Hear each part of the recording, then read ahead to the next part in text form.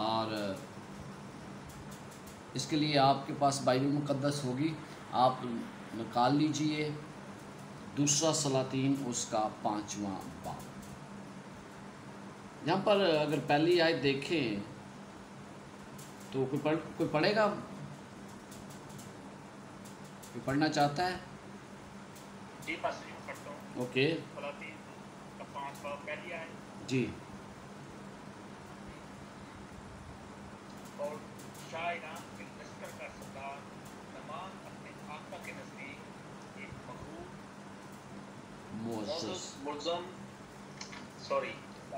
معزز و مکرم جی مکرم شخص تھا، کیونکہ یہوہ نے اس کے وسیلے سے ایران کو فتح بخشی اور وہ زبردست۔ آپ کو پتہ ہے یہاں پر جب آپ دیکھتے ہیں کہ شاہ آرام کے لشکر کا سردار کون ہوتا ہے؟ Chief of army staff. Noman chief of army staff تھا، اور لکھا ہے کہ خداوند نے اس کے وسیلہ سے آرام کو فتح بخشی تھی۔ سوال پیدا یہاں پر یہ ہوتا ہے کہ کیا خدا غیر اقوام کو استعمال کرتا ہے کہ اس کا کام کرے؟ یہاں پر آپ دیکھیں یہ بت پرست سپاہ سالار ہے، اور یہاں پر وہ کیا اس کو کہہ رہا ہے کہ خداوند نے اس کے وسیلہ سے آرام کو فتح بخشی تھی۔ زبردست سورما تھا لیکن کوڑی تھا۔ جب آپ یہاں تک پڑھتے ہیں تو آپ کو پتہ چلتا ہے یہ تو بڑا اہم شخص ہے، بادشاہ کے ہاں اس کی عزت، رعایا کے سامنے اس کی عزت، لیکن وہ کوڑی تھا، اور یہ غیر قوم بت پرستی شخص تھا جو اسرائیل پر فتح حاصل کرتا تھا۔ کیا خدا بت پرستوں کو استعمال کر سکتا ہے؟ ہاں اس نے کیا ہے۔ نبوکت نظر کو اس نے استعمال کیا ہے، خورس باستہ کو اس نے استعمال کیا ہے، اور اس کے علاوہ بھی۔ تو ہمیں پتہ چلتا ہے کہ اگر میں خدا کا کام نہیں کروں گا تو یقیناً خدا کسی اور کو استعمال کرے گا۔ لہٰذا جن لوگوں کو کام دیا گیا ہے خدا کا، ضروری ہے کہ وہ اس کا کام کرے، ورنہ یہ کام کسی اور کو دے دیا جائے گا۔ خدا ٹھہرتا نہیں ہے، اگر کوئی اس کا کام نہیں کرتا تو خدا کسی اور کو چن لیتا ہے، چاہے وہ بت پرستی ہو۔ یہاں پر دوسری آیت میں لکھا ہے اور آرامی دل باندھ کر نکلے تھے اور اسرائیل کے ملک میں سے ایک چھوٹی لڑکی کو اسیر کر کے لے آئے تھے، وہ نعمان کی بیوی کی خدمت کرتی تھی۔ یہاں آپ کو پتہ چلتا ہے کہ اسرائیلیوں کو اس نے اسیر کرنا شروع کر دیا، غلام بنا کے لاتے تھے، اور یہ ایک چھوٹی بچی تھی جسے لے کر آئے اور اس کو غلام رکھ لیا، اور وہ نعمان کی بیوی کی خدمت کرتی تھی۔ اور جب وہ نعمان کی بیوی کی خدمت کرتی ہوگی تو کیا آپ کی سوچ کیا ہے کہ اس کو کیا اہمیت اس گھر میں حاصل تھی؟ چھوٹے بچوں کی بات تو پہلے ہی نہیں سنی جاتی، لیکن اگر غلام بچہ ہو تو اس کی تو اور ہی نہیں سنی جاتی۔ لیکن ہوا کیا، اس نے اپنی بیوی سے کہا کہ کاش میرا آقا اس نبی کے ہاں ہوتا جو سامریہ میں ہے، تو وہ اس کو اس کے کوڑ سے شفا دے دیتا۔ جہاں پر آپ کو پتہ چلتا ہے کہ یہ بچی کیا کہتی ہے بھائی اگر یہ وہاں ہوتا نا تو سامریہ میں جو نبی ہے نا وہ اس کو شفا دے دیتا۔ اس وقت نبی کون تھا؟ الیشا تھا۔ الیشا نے کبھی کسی کوڑی کو شفا نہیں دی تھی۔ اس لڑکی کو، اس بچی کو کیسے پتا تھا کہ یہ شفا دے سکتا ہے؟ آئیے لوکا 4 باب اور اس کی 27 آیت پڑھتے ہیں۔ یہاں پر بڑا واضح طور پر لکھا ہے کہ الیشا نے کبھی کسی کوڑی کو شفا نہیں دی تھی۔ بائبل مقدس میں لکھا ہے لوکا 4 باب اور اس کی 27 آیت، اور الیشا نبی کے وقت میں اسرائیل کے درمیان بہت سے کوڑی تھے، لیکن ان میں سے کوئی پاک صاف نہ کیا گیا مگر نعمان سوریانی۔ اس سے میں واضح پتہ چل جاتا ہے کہ بھائی کسی کو شفا نہیں ملی، اور یہ غیر قوم کا شخص اور وہ بھی بت پرست، اس کو شفا مل جاتی ہے۔ تو یہ کیسے ملتی ہے؟ کہتا ہے سامریہ میں ہو۔ اس لڑکی کو کیسے پتا تھا کہ شفا مل جائے گی؟ اس کو اس لیے پتا تھا کہ وہ اسرائیل کے خدا سے بخوبی آگاہ تھی، جانتی تھی، اور جب اس نے یہ سنا تو اس نے کیا کیا؟ سو اس نے جا کر مالک سے بات ہوئی اس کی، اور اس نے جا کر بادشاہ سے کہا، اس نے کہا کہ وہاں جو ہمارے گھر میں کام کرتی ہے نا لڑکی، اس کا نام نہیں ہے مینشن، اس نے ایسا ایسا کہا ہے۔ تو بادشاہ کیا کہتا ہے؟ بادشاہ کہتا ہے، سو آرام کے بادشاہ نے کہا کہ تو جا اور میں شاہ اسرائیل کو خط بھیجوں گا۔ دشمن کے ملک میں شفا لینے کے لیے جانا، اور وہ بھی ایک غلام بچی کے کہنے پر، یہ بھی سوچ ہو سکتی ہے کہ شاید یہ اس کا پھنسانے کا طریقہ ہو، دشمن کی چال ہو، لیکن اس بچی کی ایمانداری اور دیانتداری کی وجہ سے اس گھر میں اس کی بہت عزت تھی، احترام تھا، جس کی وجہ سے نعمان دشمن کے ملک میں جانے کے لیے تیار تھا کہ وہ شفا حاصل کر سکے۔ آپ دیکھتے ہیں لکھا ہے کہ سو وہ روانہ ہوا تو چاندی، سونا، کپڑے، یہ تمام کچھ لے گیا۔ اور میں جب اس کا حساب لگا رہا تھا کہ یہ کتنا پیسہ بنتا ہے، تو 10 ارب روپیہ بنتا ہے جو وہ ساتھ لے کر گیا۔ سونا چاندی اس کی مالیت جو ہے وہ بہت زیادہ تھی۔ اب وہ جب گیا تو اس نے جا کر خط جو ہے وہ شاہ اسرائیل کو دیا، اور اس میں لکھا کیا تھا؟ اس میں لکھا یہ تھا کہ جب یہ نامہ تجھ کو ملے تو جان لینا کہ میں نے اپنے خادم نعمان کو تیرے پاس بھیجا ہے تاکہ تو اس کے کوڑ سے اسے شفا دے۔ اب بادشاہ کے پاس یہ لیٹر پہنچا، بادشاہ کیا کوڑ سے شفا دے سکتا تھا؟ ہرگز نہیں دے سکتا تھا۔ بچی نے کیا کہا تھا؟ کس کے پاس جانا؟ سامریا میں جو نبی ہے۔ تو وہ آپ نے کہاوت سنی ہے نا، کھانا دے خان پراؤنے۔ اس نے کہا نہیں بھائی، ہم بادشاہ کے پاس جائیں گے، بادشاہ خود ہی بلا لے گا، خود ہی وہ شفا دے دے گا۔ بادشاہ نے کیا کہتا ہے؟ جان لینا کہ میں نے یہ بھیجا ہے، دھمکی کے ساتھ۔ اور پھر جب یہ الفاظ اس کے کہے تو بادشاہ نے کپڑے پھاڑے، اور پھر 7ویں آیت کے آخر میں لکھا ہے، سو اب غور کرو، دیکھو کہ وہ کس طرح مجھ سے لڑنے کا بہانہ ڈھونڈتا ہے۔ کہتا ہے میں نے اس کو شفا نہ دی تو کیا ہوگا؟ یہ مجھ سے لڑے گا، لہذا یہ بہانہ ڈھونڈ رہا ہے، کوئی طاقتور ہے۔ نعمان جو ہے وہ ایک فتح مند کمانڈر ہے، تو اس لیے یہ کیا کر رہا ہے؟ اب یہ ایک لڑنے کے بہانے ڈھونڈتا ہے۔ جب خدا کے نبی الیشا کو اس کے بارے پتہ چلا تو اس نے کہلا بھیجا، اس نے کہا کہ اس کو میرے پاس آنے دے، یہ جان لے گا کہ اسرائیل میں ایک نبی ہے، ایک خدا ہے جو یہ کر سکتا ہے۔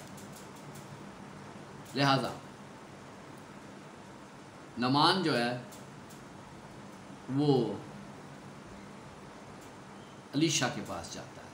الیشا جو ہے وہ باہر کھڑا تھا، وہ رتھ پر آیا، اس کے نوکر اس کے ساتھ تھے، اور وہ اس کے دروازے پر کھڑا ہے، پر نعمان کو اس نے باہر آ کر نہیں ملا۔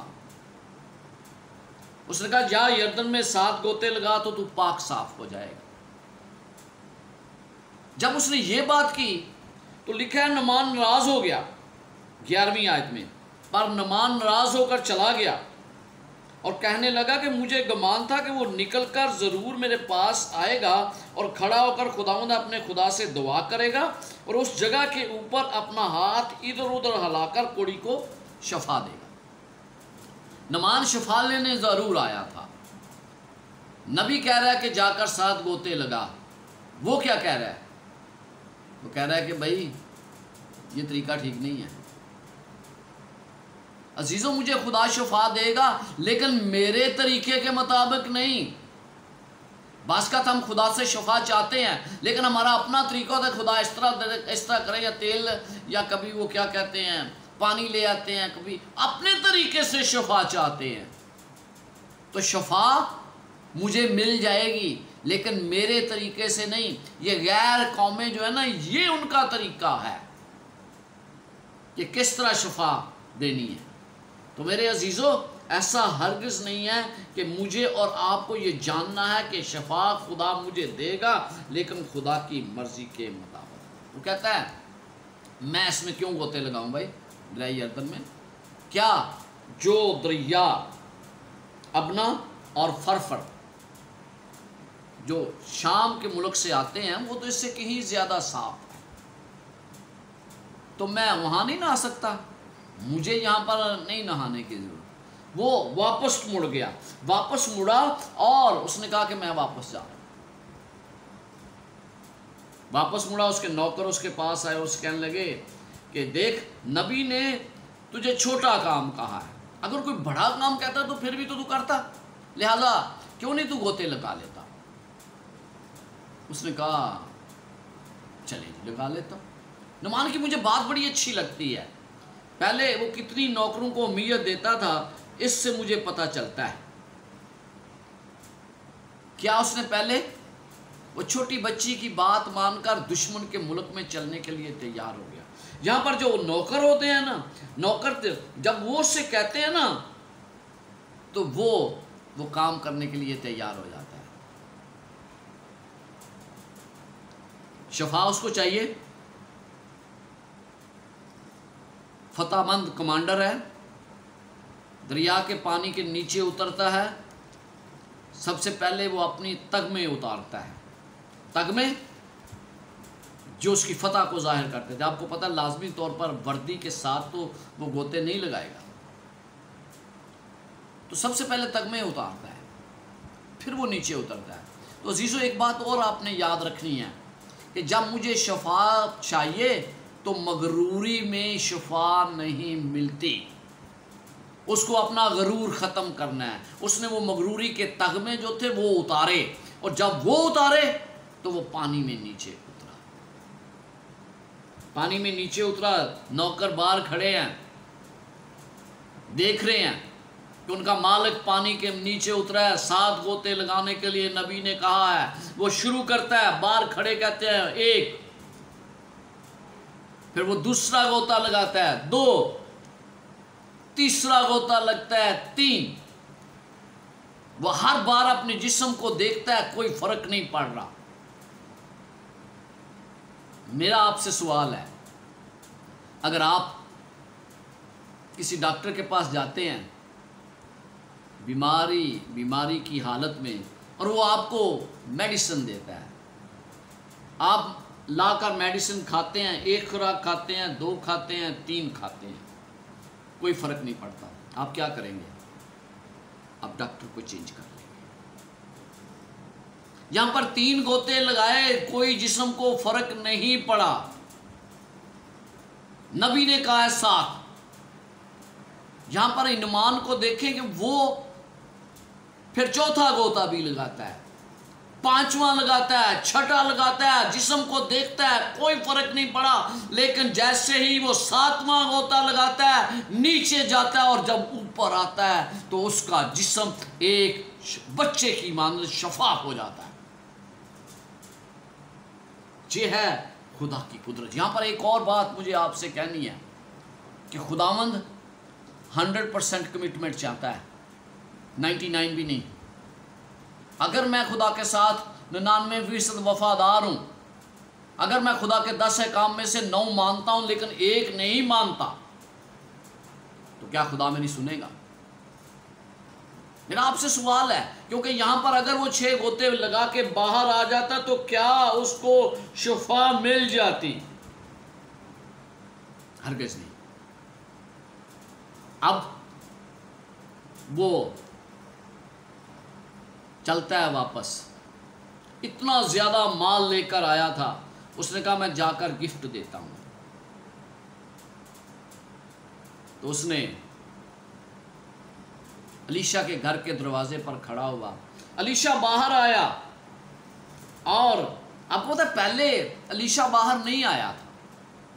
پہلے اس نے اندر سے نوکر کو کہا جا اس کو بول کہہ دے تو یہ شفا پائے گا. اب وہ باہر آیا. پہلے کیوں نہیں باہر آیا اور اب کیوں باہر آیا ہے؟ اس میں بڑا فرق ہے. اس وقت علیشہ خدا کی نمائندگی کر رہا تھا اور نعمان نے ابھی تک توبہ نہیں کی تھی، اپنی مغروری میں تھا. تو جب میں گناہ کی حالت میں ہوتا ہوں، میں خدا کو جتنا مرضی پکاروں، خدا مجھ سے ملتا نہیں ہے. پہلے مجھے گناہ کو ترک کرنا ہے. اور پھر دیکھیں یہ نمائندگی خدا کی کر رہا ہے، وہ باہر آ کر اس سے ملتا ہے، تو پھر خدا مجھے ملتا ہے. اگر بدی میں اپنے دل میں رکھتا ہوں اور بدی کے تحت میری سوچ ہے، تو پھر خدا میری کبھی بھی نہیں سنے گا. اس نے کہا یہ تحفے ہیں. اس نے کہا نہیں، مجھے ان کی ضرورت نہیں ہے. اور پھر وہ اقرار کرتا ہے. دیکھیں 15ویں آیت کے دوسرے حصے میں اقرار کرتا ہے، لوٹا اور اس کے سامنے کھڑا ہوا اور کہنے لگا، دیکھ اب میں نے جان لیا کہ اسرائیل کو چھوڑ اور کہیں روئے زمین پر کوئی خدا نہیں، اس لیے اب کرم فرما کر اپنے خادم کا ہدیہ منظور فرما. لیکن عزیزو، انہوں نے کہا خدا کے حیات کی قسم جس کے آگے میں کھڑا ہوں، میں کچھ نہیں لوں گا. آپ کو پتہ ہے علیشہ کام کیا کرتا تھا؟ علیشہ کے ہاسٹل تھے جس میں نبی زادے پڑھائی کرتے تھے. وہ یہ پیسہ لے سکتا تھا اور وہ یہ سوچ سکتا تھا اوکے میں ان اسکولوں کو بڑا بنا لوں گا اور زیادہ لوگوں کی مدد ہو جائے گی، جیسے آج کل ہم کرتے ہیں. ہمارا ہاسٹل ہے یہاں پر، ہم چاہتے ہیں زیادہ سے زیادہ لوگ مدد دیں تاکہ یہاں پر بچوں کی ایجوکیشن جو ہے وہ بہتر طریقے سے ہو جائے. تو وہ اس کے پاس بھی ایسا ہی نظام تھا، لیکن اس نے ایک بھی نہیں لیا. کیوں نہیں لیا؟ ایک بات یاد رکھیے گا، مجھے خدا کے کام کے لیے غیر قوموں کے آگے ہاتھ نہیں پھیلانا. میں اپنے خدا کو چھوٹا نہیں بنا سکتا دوسرے لوگوں کے سامنے. خدا کوئی نہ کوئی انتظام کرے گا، اور میں نے اس زندگی کے تجربے سے یہ سیکھا ہے کہ خدا انتظام کرتا ہے. اور پھر اس نے اس کو جانے دیا. جب وہ چلا گیا تو ایک واقعہ اور رونما ہوتا ہے. تھوڑی دور گیا تھا کہ علیشہ کا ایک نوکر تھا جس کا نام جہازی تھا. جہازی نے سوچا وہ میرے مالک نے سارا کچھ یوں ہی جانے دیا ہے. جس طرح مالک نے کہا تھا نا کہ خداوند کی حیات کی قسم میں کچھ نہیں لوں گا، اسی طرح جہازی نے سوچا کہ میرے آقا نے ارامی نعمان کو یوں ہی جانے دیا. انہوں نے کہا یہ قوم کا دشمن تھا، اس لیے لے لینا چاہیے تھا، کیوں اس کو جانے دیا؟ یوں ہی جانے دیا کہ جو کچھ لایا تھا اس سے نہ لیا. سو خداوند کی حیات کی قسم میں اس کے پیچھے دوڑا جاؤں گا اور اس سے کچھ نہ کچھ لوں گا. آپ کو پتہ ہے جہازی علیشہ کے ساتھ وقت گزارتا تھا. علیشہ نے منع کر دیا، لیکن اس کا نوکر خادم جو ہے وہ کہتا ہے کہ میں اس سے کچھ نہ کچھ لے لوں گا، لہذا وہ اس کے پیچھے دوڑا. نعمان نے جب دور سے دیکھا تو وہ رتھ سے نیچے اتر آیا. اس نے کہا پتہ نہیں اب کیا ہوا ہے. یہ شخص جہازی اس کے پاس آیا اور اس سے کہا کہ میرے مالک نے مجھے بھیجا ہے. کچھ لوگ آگے تھے نبی زادے، تو ان کو یہ سامان دینا ہے تو کچھ سامان مجھے چاہیے. اس نے جتنا کہا اس نے اس سے زیادہ دے دیا، لہذا یہ واپس مڑا. لا کر اس نے سامان کہیں چھپا دیا اور خود جا کر علیشہ کے سامنے کھڑا ہو گیا. آپ کو پتہ ہے جہازی ایک اور نبی بن سکتا تھا. کس طرح؟ میں بڑے دعوے سے یہ کہہ رہا ہوں کہ وہ ایک اور نبی بن سکتا تھا. موسیٰ کا خادم کون تھا؟ جشوا. جب موسیٰ اس دنیا سے گیا تو رہنما اس کی جگہ کون بنا؟ جشوا. جب ایلیا کو خدا نے آسمان پر اٹھایا تو اس کا خادم الیشا تھا، اور الیشا اس کی جگہ نبی بنا۔ اسی طرح الیشا کا خادم جہازی تھا۔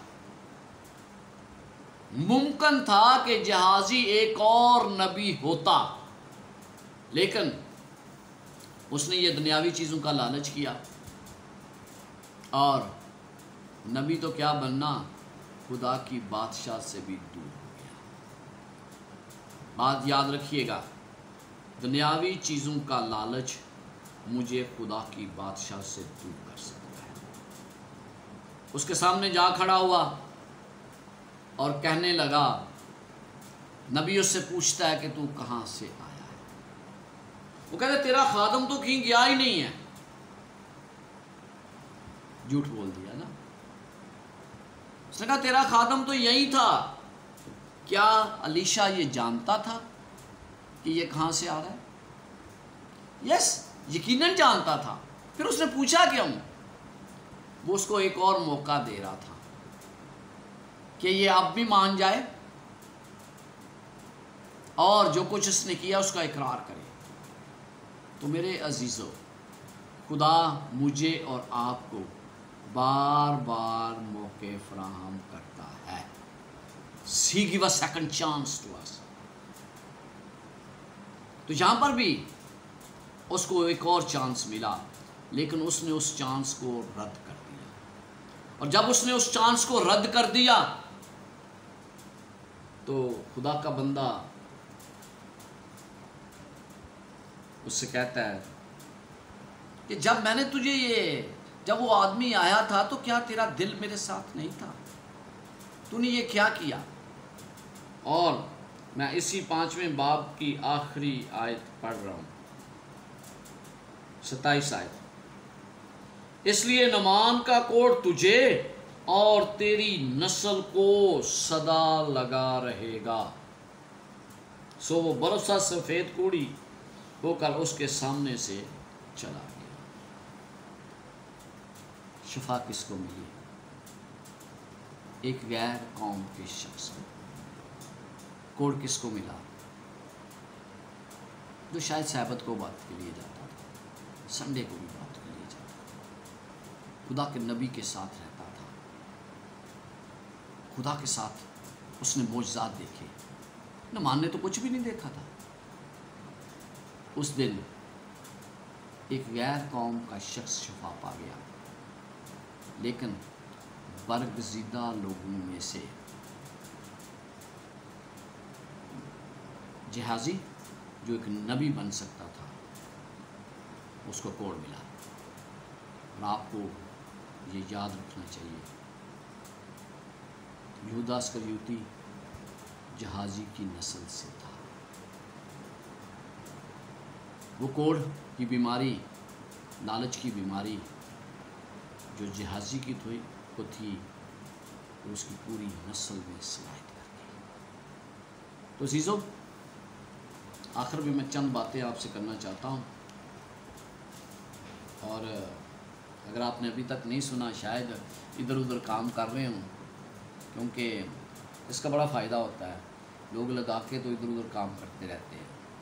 تو اس میں پہلی بات جو آپ نے یاد رکھنی ہے وہ یہ ہے کہ اگر میں خدا کا کام نہیں کروں گا تو خدا کسی اور کو چن لے گا اور وہ اس سے کام کروائے گا۔ دوسری بات جو آپ نے یاد رکھنی ہے کہ خدا کسی بھی شخص کو کسی بھی عمر میں استعمال کر سکتا ہے، چاہے آپ کی عمر 60 سال ہے، چاہے آپ کی عمر 10 سال ہے، چاہے آپ بچے ہیں، خدا استعمال کر سکتا ہے جس طرح اس نے اس بچی کو استعمال کیا۔ تیسری بات جو آپ نے یاد رکھنی ہے، جو کام تیرا ہاتھ کرنے کو پائے اسے مقدور بر کر۔ اپنے کردار کی وجہ سے لوگوں کو جیتا جاتا ہے، کلام کی وجہ سے نہیں۔ تو اس نے، اس لڑکی نے، اس بچی نے کبھی ان کو تعلیم نہیں دی، لیکن اس کا اس گھر میں کردار ایسا تھا کہ اس کی وجہ سے وہ ان کو جیتنے میں کامیاب ہو گئی۔ चौथी बात, शफा खुदा के दिए हुए तरीके के मुताबिक मिलती है, मेरी मर्ज़ी से नहीं, मेरे तरीके के मुताबिक नहीं। और फिर खुदा मगरूरी की हालत में शफा नहीं देता। अगर मैं मगरूर हूँ तो मुझे शफा हरगिज़ नहीं मिलेगी। पांचवी बात, याद रखिए, जब मैं एक तरफ़ा बदी अपनी ज़िंदगी में जारी रखता हूँ और दूसरी तरफ दुआ में लगा रहता हूँ, तो खुदा मेरी दुआ को नहीं सुनेगा और ना ही वो मुझसे मुलाकात करेगा, जिसकी मिसाल यहाँ पर आप देखते हैं। छठी बात,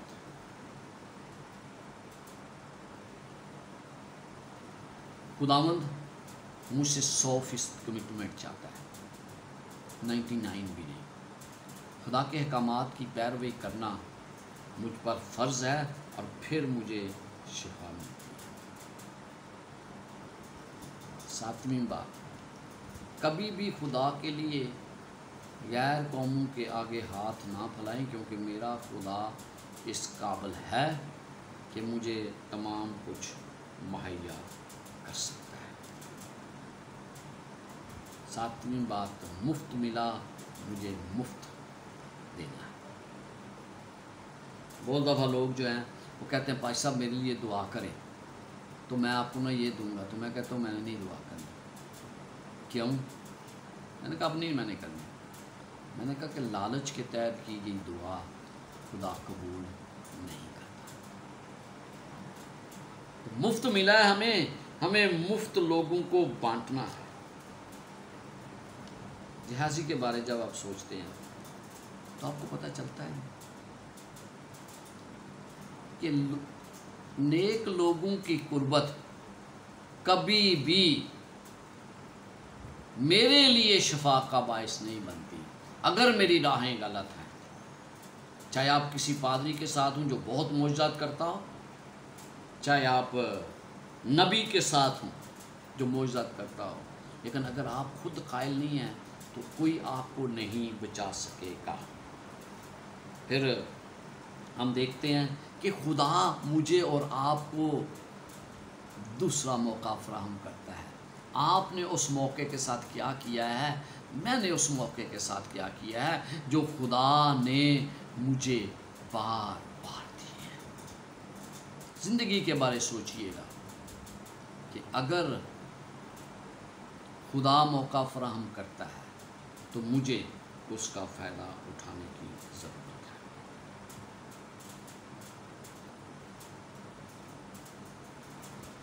आखिरी बात, दुनियावी चीज़ों का लालच मुझे खुदा की बादशाह से दूर कर देगा। कभी भी दुनियावी चीज़ों के लालच में खुदा की बादशाहत को ना खो दे, क्योंकि उसकी बादशाहत दुनियावी चीज़ों से बढ़कर है। तो मुझे कामल यकीन है कि जो पैगाम मैंने खुदा ने मुझे दिया वो मैंने आप तक पहुंचा दिया है, और ये पैगाम रूह कुद्दस की हदायत के तहत आप तक पहुंचा है। इस पर अमल करना, इसे अपनी ज़िंदगी में अपनाना और फिर इन बातों को देखकर अपनी ज़िंदगी में तब्दीली लाना आपका फ़र्ज़ है।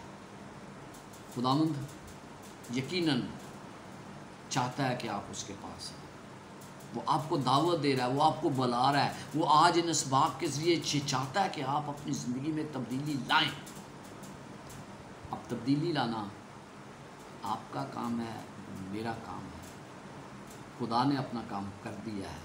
आएँ हम अपना काम करें और फिर इस पैगाम को दूसरों तक भी पहुँचाने की कोशिश करें। खुदावंद आपके साथ हो और आपको बरकत से नवाजे। आमीन।